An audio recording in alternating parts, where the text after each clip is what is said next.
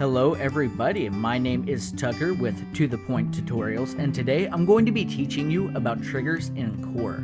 A trigger in Core is an area within the game world in which an event is fired whenever another Core object enters it, exits it, or interacts with it. You can also use the API with Lua scripting to get a collection of all objects that are currently inside of that trigger at any time. To create a trigger, it's quite simple. Go to the Core Content tab. You can also press the M hotkey to open the tab. If the tab doesn't open when you hit M and you can't find it, in the upper left-hand corner, go to the Window menu, and then make sure that Core Content is checked. Once you have the Core Content tab opened, go ahead and scroll down until you find Gameplay Objects. To create the trigger, it's quite simple. First, you need to find trigger and then drag it onto your game world where you want it. Now, if you can't see the trigger once you've placed it, hit V and this will toggle gizmo visibility. Now you want to make sure that the trigger is somewhere close to your player for this tutorial. So if you look around in your scene, the player is this little blue capsule. And the arrow that you can see here is the direction that the player starts when he's facing. So I'm going to move I'm going to move my trigger a little bit farther away from the player. Now if you hit play or enter, you can see that even though the trigger is in the world, you can't see anything. So let's go ahead and create a way to visualize our trigger. For the sake of this tutorial, we're going to create a door that opens when you interact with it, and then also a door that opens automatically when you walk up to it and closes automatically when you leave. So scroll up in the Core Content tab and find 3D objects and then search for large door. Now you can drag that door into your scene wherever you want it, and then what you're going to want to do is move the trigger to be a child of the door. The reason for this is because when you scale a parent property, the trigger the children will scale with it. So because the trigger is so small, if you had the door as a child to the trigger, it would never end up being the same size as the door.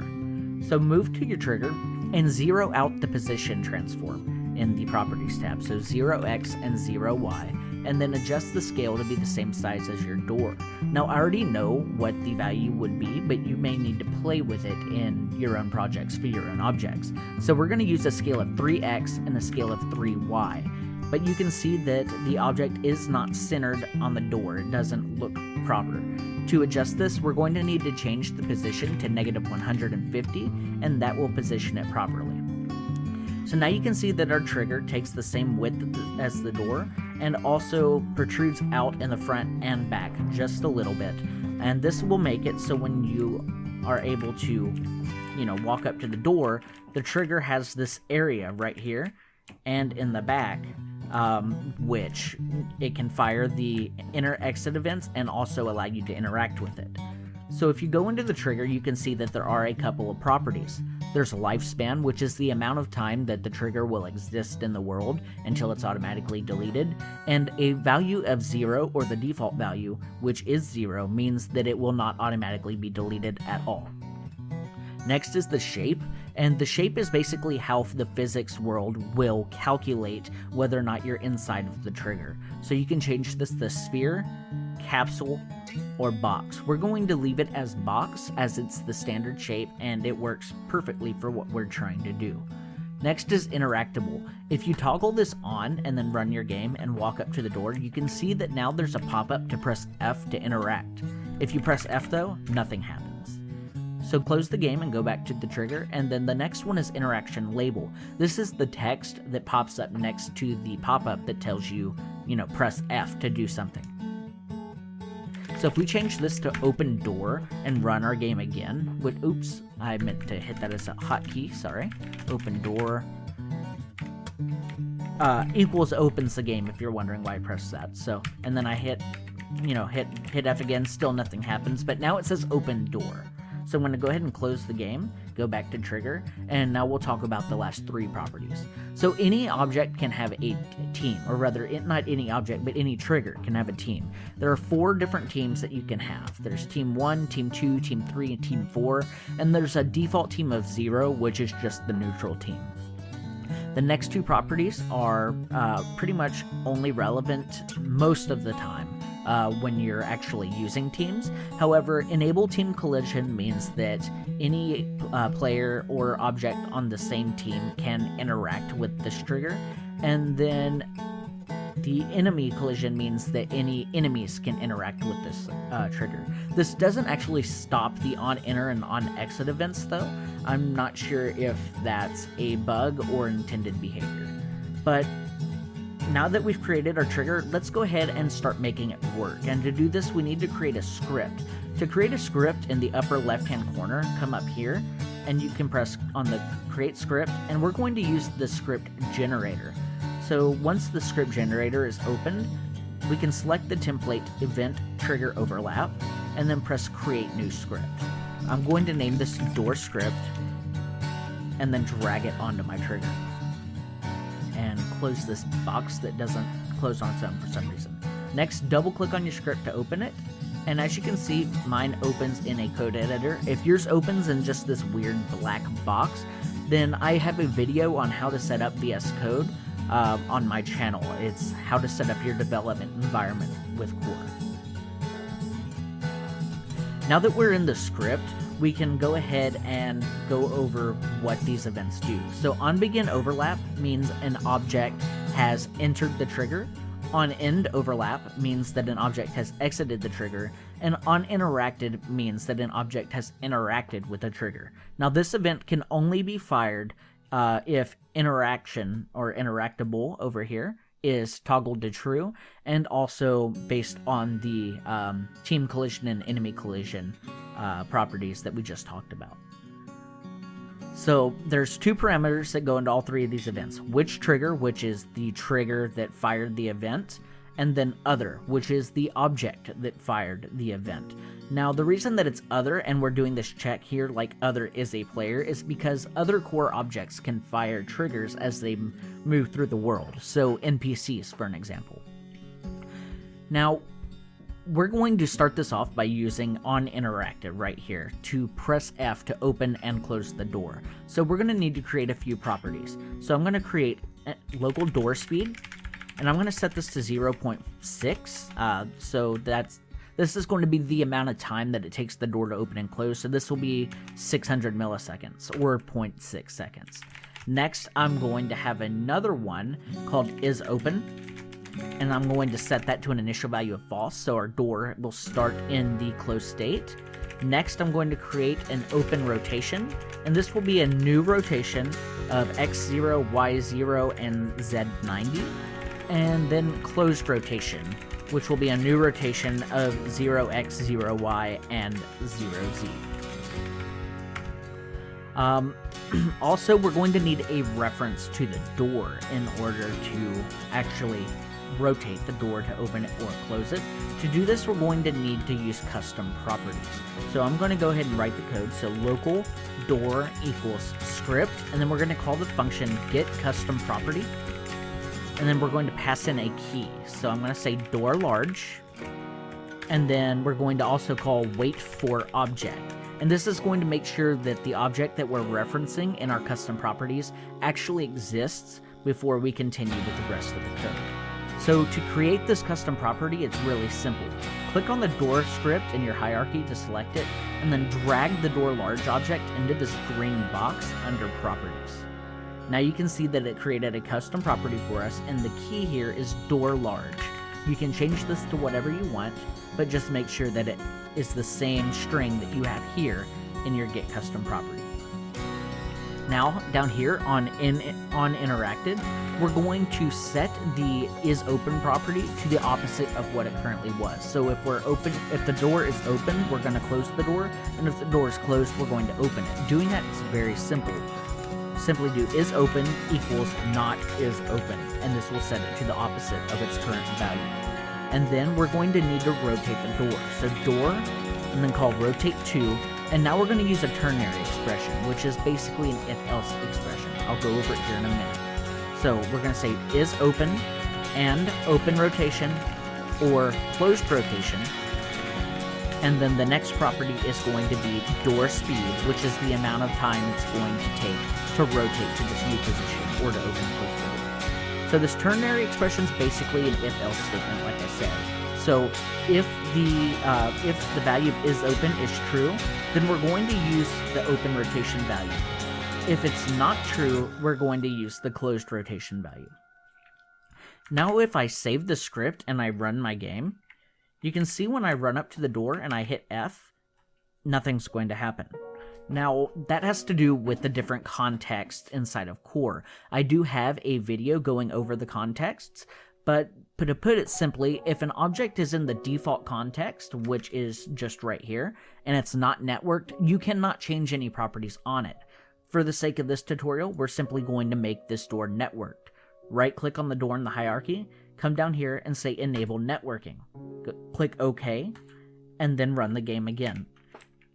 Now you can see that the door opens and closes when we hit F, and if I enable multiplayer preview mode right up here and select 2 players and hit play, the game's going to load, and once it does, you can see that the door also works in multiplayer. So I'm going to open it over here on the right client, and on the left client you can see it open and close.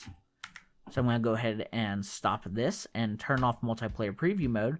And now we're going to make the door automatically open when we walk into when you walk into the trigger, and automatically close when you walk out of it.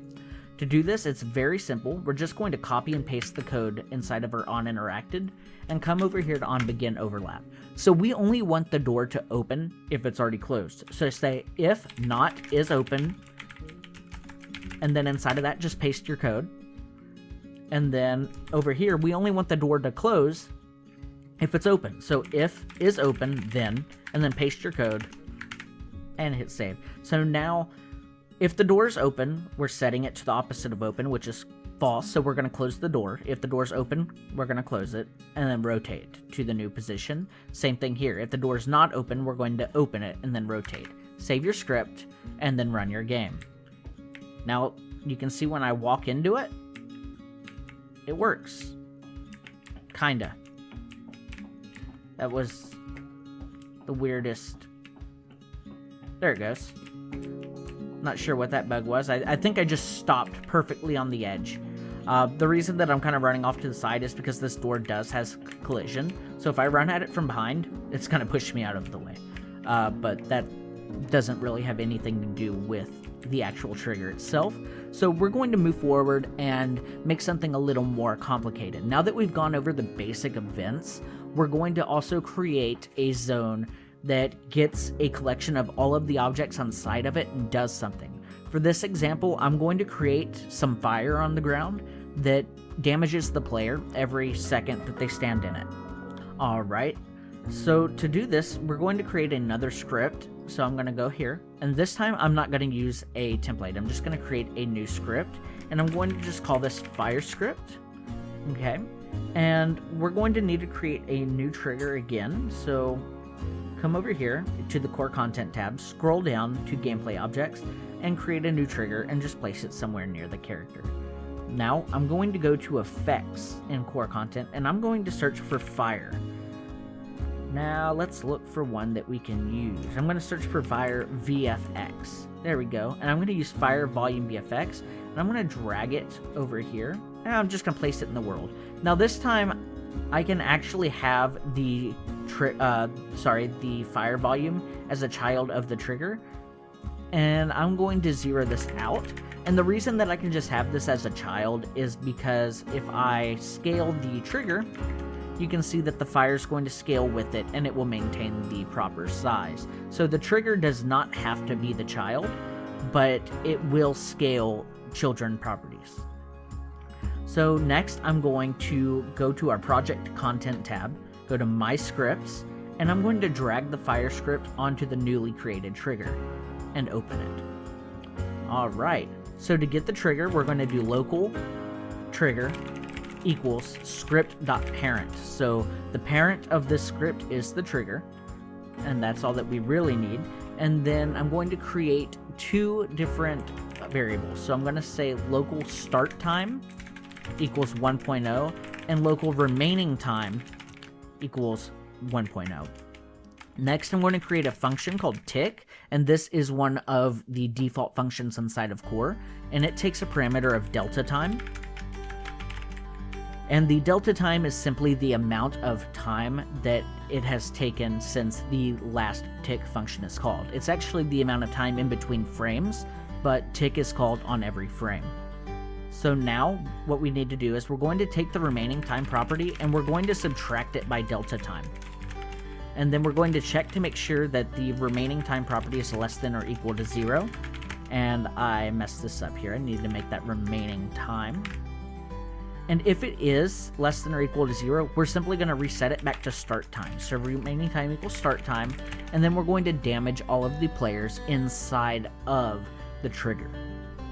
To do this, it's quite simple. What you need to do is take the trigger and call the get overlapping objects function. This is going to return an array of all of the objects that are inside of the trigger. So I'm going to say local objects. And next we need to use an array to iterate over these. So I'm going to go ahead and say, I'm sorry, not an array. We need to use a loop to iterate over the array. So I'm going to say for index object in I pairs objects do, and then in here we're going to make sure that the object is a player. So if object is a player, and the capital here is important, I'm going to say then, and I'm going to say object.hitpoints equals object.hitpoints equals math.max 0 object.hitpoints minus object.hitpoints. And using math.max 0 just means that we can never set the hit points to a negative value. So if I save this script and I run it, I can walk on over here and it looks like nothing's happening. And why is that? Well, something actually is happening, but we need to have a way to visualize our health. Luckily, Core has a very simple way to do this built in. So if you go to the Core Content tab and search for Health Bar, you can just drag this onto your scene and then hit play. Now you can see at the bottom of the screen, I have 100 out of 100 health. If I walk into the fire, boom, I'm dead. That's not what we expected, now is it? Alright, so let's see what I did wrong. Oh, well, there you go. Object.hitpoints minus object.hitpoints. That just takes away all your health. Let's set it to -10. My bad. Come on over here, and now you can see every second your health is going down by 10. That's all for this tutorial, guys. Please like, subscribe, do all that other YouTuber stuff, and, you know, if you have any questions, leave them in the comments. I'll get back to you as soon as I can. Thank you. Bye.